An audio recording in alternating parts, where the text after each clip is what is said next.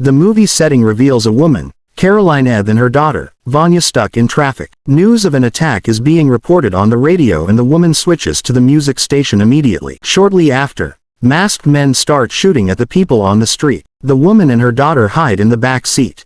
The gunmen open the car and take Vanya away. After a few years, Ed becomes a soldier and is on her way to receive orders for a mission. She meets Lieutenant Niland, who's supposed to take her to the military base. He makes a quick stop somewhere and enters a building. Some refugees attack Ed, so she drives off to the base on her own. She meets 5 other soldiers: Captain Forsberg, Granvik, Malik, Karimi and the Colonel, Rod. Rod briefs them on Operation Black Crab. He explains they would have to travel through an ice-covered archipelago, behind enemy territory, and deliver 2 capsules to a research facility in Odo. Ed says the mission is too risky, but Rod says it's an order, not a request. He dismisses everybody except Ed. He tells her Vanya is at Odo and she would have to make it there if she wants to see her again. He hands her a picture of Vanya.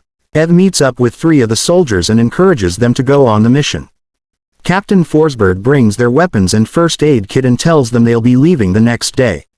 Shortly before dawn, the base is attacked by the enemy, so Ed and the others evacuate the premises. They meet Rod and Niland outside. Rod gives them the capsules and Niland joins their crew. Rod tells them to only move in the dark to avoid being detected by the enemy. After they reach a border, Forsberg, who's in charge, is about to give them further instructions when she falls into the ice. Ed dives into the water and collects the capsules from Forsberg's bag. Ed comes out very cold, so the rest of the soldiers take her to a house and warm her up by the fire. Niland assumes control, being next in rank to Forsberg, but Ed objects. She and Niland have a heated argument and Malik comes in.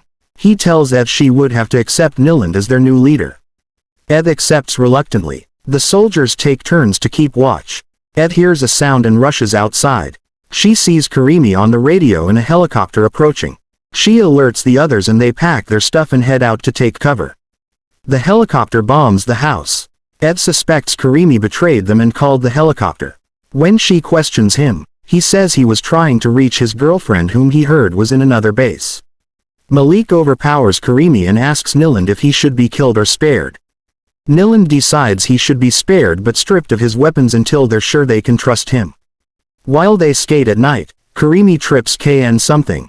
They discover a lot of bodies frozen under the ice. They are attacked by a helicopter but manage to escape.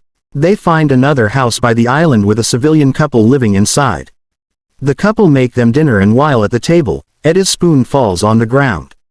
When she bends down to pick it, she sees a machine gun fixed under the husband's side of the table. She begs him not to fire, but he doesn't listen. He fires the gun and he and his wife are shot dead. While checking up on themselves, they discover Karimi's corpse on the floor and Malik is wounded. Shortly after, Karimi's girlfriend calls his radio. Niland lies that Karimi is busy and he would tell him she called. They pack some food and water and leave the house. They find out Malik's wound is deep and try to stitch it. He refuses their help and insists they travel on. They find an abandoned ship. Malik starts bleeding to death. Niland suggests they leave him there and continue on their journey. Granvik disagrees and Niland promises they would leave some food and water for Malik.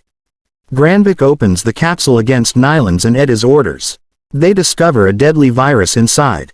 While the other 3 secure the ship, Malik shoots himself dead. Ed sees enemy soldiers coming and warns Granvik and Niland. Granvik is angry that she isn't bothered about Malik's death. Ed travels alone and reaches a portion of very thin ice. While moving on it starts cracking and she lies down to prevent it from breaking completely. Granvik and Niland arrive shortly. Niland collects the capsules from her and pulls her out of the thin ice with a rope. The 3 of them skate on it together and a light from a distant land shines on them and shots are fired at them. Granvik identifies the shooter and takes him out. Ed reaches there and discovers dead enemy soldiers everywhere. The 3 of them camp by a fire for the night. Niland asks Ed why she's so obsessed about completing the mission, but she doesn't answer. Niland tells them they'd start moving to Odo before morning. Vanya warns Ed in a dream that enemy soldiers are approaching them. Ed wakes up in the morning to meet Niland gone. She sees enemy soldiers coming and wakes Granvik. They shoot and bomb so many soldiers. Ed is about to throw a grenade when a soldier shoots her belly and she drops it. Granvik shoots that soldier dead and saves Ed's life by using his body to cover the grenade before it explodes. Ed pursues after Nyland and shoots his arm. While she takes the capsules, Nyland warns her that the virus would end all of humanity and not just the war, but she doesn't listen. Ed reaches Odo and loses consciousness. She wakes up in a clinical ward and is taken to meet a group of soldiers including Nyland, who's wearing a splint. Commander Nord congratulates Ed and awards her the medals of courage and honor for her bravery. She asks Nord about her daughter, Vanya. Nord admits that they lied about Vanya to make her determined to accomplish the mission and reach Odo. Ed breaks down in tears and is comforted by Nyland. Later on, she convinces Nyland to recover the virus from the lab and destroy it. They head to the lab and kill the guards.